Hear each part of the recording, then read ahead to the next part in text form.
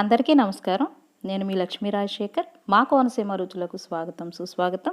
ఈరోజు మీకు నేను గులాబ్ జామున్ సింపుల్గా ఎలా తయారు చేయాలో చూపించబోతున్నాను. ఈ వీడియో చిన్నపిల్లలకి చాలా బాగుంటుందండి.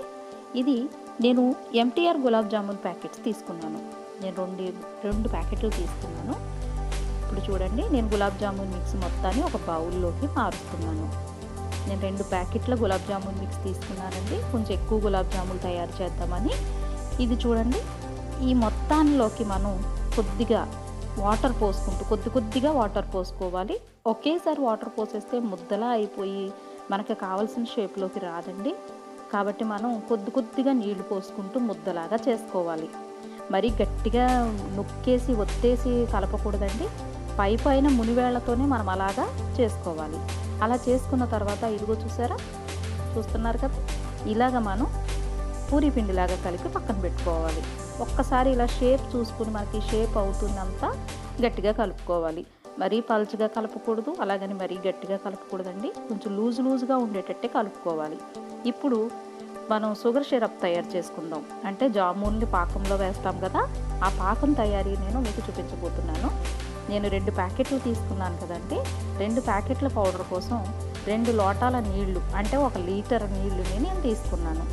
అలాగే 2 కప్పుల పంచదార, అంటే 1 అరకిలో పంచదార పడుతుందండి. ఇందులో 1 కప్పు కొలతగా తీసుకున్నాను నేను. ఆ కొలతని 2 కప్పుల పంచదార పోస్తున్నాను. 1 లీటర్ నీళ్ళకి 2 కప్పుల పంచదార, 100 గ్రాముల బెల్లం వేసుకోవాలి. ఈ బెల్లం వేయడం వల్ల ఏంటంటే గులాబ్ జామున్లకి మరింత రుచి అనేది యాడ్ అవుతుంది.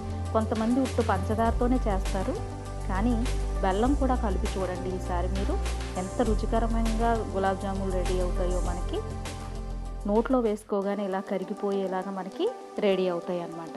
పాకు కొంచెం చూడండి, ఇలా బుడగలుగా వాటర్ వచ్చిన తర్వాత కొద్దిగా రోజ్ వాటర్, 2 చుక్కల రోజ్ వాటర్ వేసుకోవాలి.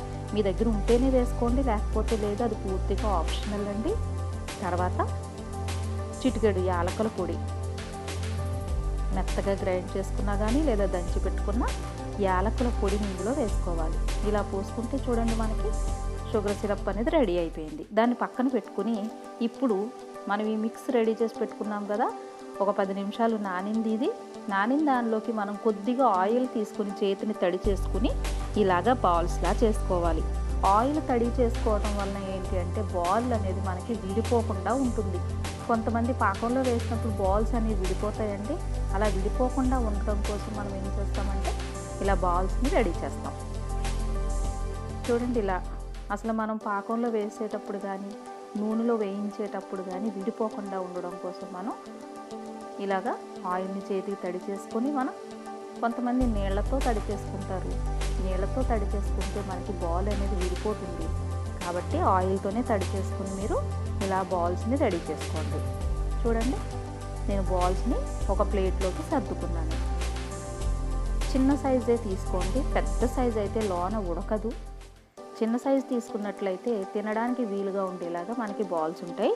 అలాగే ఇప్పుడు ఈ బాల్స్ అన్నీ వేపడానికి మనం ఆయిల్ తీసుకున్నాం కొద్దిగా. ఈ ఆయిల్ కొంచెం వేడెక్కిన తర్వాత మంట సిమ్లో పెట్టేయాలి. బాల్స్ అన్నీ కూడా మనం సిమ్లోనే వేయించుకోవాలి.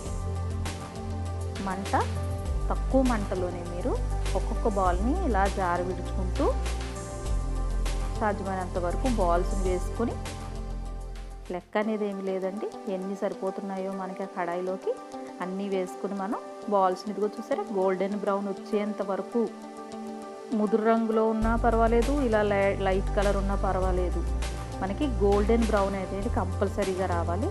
బాల్స్ చూసారా ఎక్కడ విడిపోకుండా చక్కగా వచ్చినాయి. ఈ బాల్స్ని మనం ఈ పాకంలో వేసుకోవాలి. ఈ షుగర్ సిరప్లో మనకి 10 నిమిషాలు నానేలాగా మనకి ఈ బాల్స్ అన్నిటినీ వేసుకోవాలన్నమాట. చూడండి, అదిగో ఎన్ని బాల్స్ అయితే మనం చేసుకున్నామో అన్ని బాల్స్ని మనం ఇలాగే వేపుకొని గోల్డెన్ బ్రౌన్ కానీ లేదా డార్క్ బ్రౌన్ కానీ మీకు ఎలా నచ్చితే అలాగా వేయించుకుని ఈ పాకంలోకి వేసుకోవాలి. నోరూరించే గులాబ్ జామున్స్ రెడీ అయిపోతున్నాయండి. నా ఈ ఛానల్ని మీరు చూస్తున్నారు కదా, నా ఛానల్ని సబ్స్క్రైబ్ చేయండి. అలాగే మీకు తెలిసిన వాళ్ళకు కూడా నా ఈ ఛానల్ గురించి చెప్పి సబ్స్క్రైబ్ చేయించండి. మీకు చూసారా బాల్స్ అన్నీ ఎంత రౌండ్గా వచ్చినాయో. మిగిలిన బాల్స్ అన్నిటిని కూడా అలాగే చేసేసుకుని మనం ఈ పాకంలో వేసేసుకోవాలి.